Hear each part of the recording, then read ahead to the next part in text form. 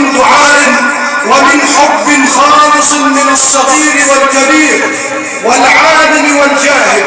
هذا الشيخ الذي أوتي موهبة متكاملة كان سليم الصدر، كان طيب القلب، كان نقي السريرة، كان ورعا، كان متقنا لكتاب الله. وعز أن ترى رجلا متقنا فاهما لما يقول. شيخ عبد الله كامل جمع بين الحفظ وحسن الصوت والفهم والتدبر والخشية لله عز وجل.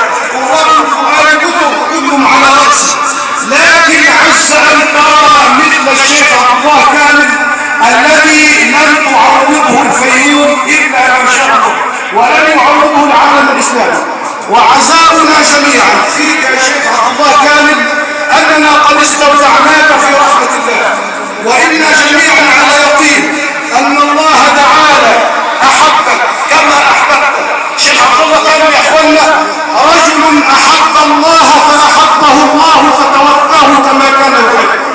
الشيخ عبد الله كامل ختم حياته مع كلام الله، ختم حياته مع آيات الجنة وهو يبكي. وأكون أنصحته وهو قاعد في المجلس يا شيخ عبد الله يا رب يلعب في نادي الجنة يقول يا نفسي، ثم ينام فيقول يا لها من حسن خاتمة. وكيف لا؟ احنا مش عايزين نتعجب إن هذه صنعة الله مع من عاش تحت راية الدين. هذا صنع الله مع من عاش محبا لله مدافعا عن دينه ومدافعا عن رسوله. المصاب جلد يا اخواني. الشيخ عبد الله كامل وانا جاي دلوقتي في الطريق معي اخواني الشيخ احمد راشد، الشيخ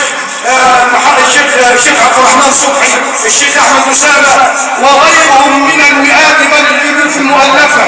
الكل اجتمع على محبه هذا الشيخ، الكل لا يختلف على حبه لهذا الشيخ.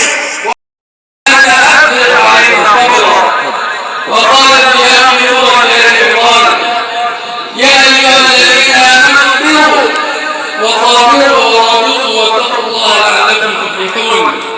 وقال في سورة النساء وأن تصبروا خير لكم فالصبر